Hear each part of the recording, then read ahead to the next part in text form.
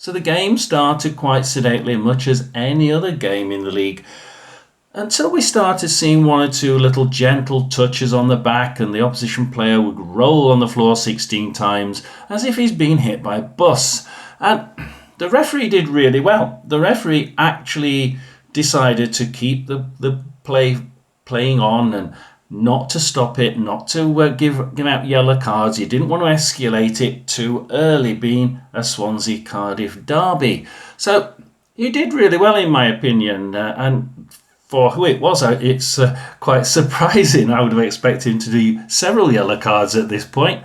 And then it began to escalate. And started with a Swansea player going down after a quick touch on the shoulder, and he grabbed the ball, and obviously he gave away a free kick to Cardiff for a handball.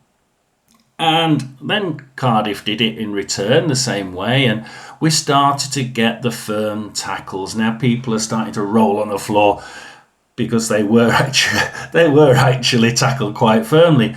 And there's one image above where you get a Cardiff player going down, and it's in the second half, and 3 Swansea players then come up and start kicking him to try and get the ball off him.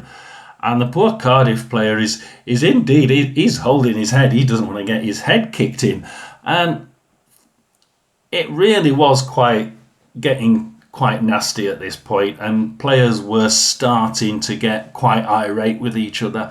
And you'd see the quick niggly tackle and the quick hard firm tackle, foot in at just the wrong point. I think the goalkeeper at one point dropped the ball, and one of the opposition attackers just quickly jabbed his foot into the goalkeeper's head, and as he sort of dropped it and leant forward.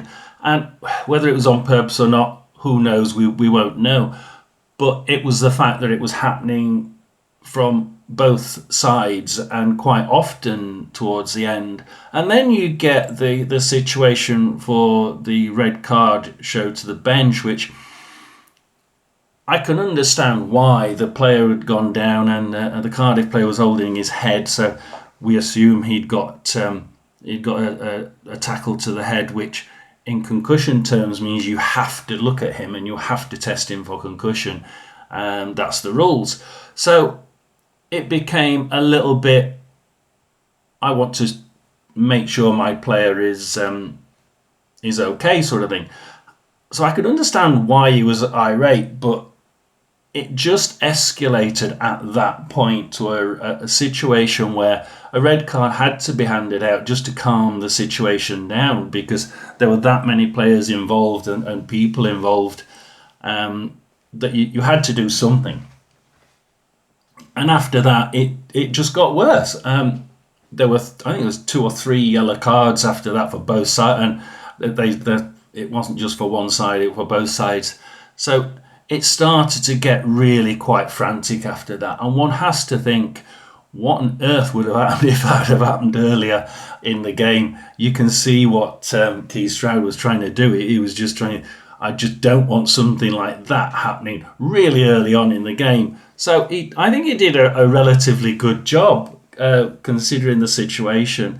But now I have to wonder what's going to happen afterwards with the EFL. I think it was Sky Sports that mentioned, this is almost certainly going to be viewed by EFL afterwards.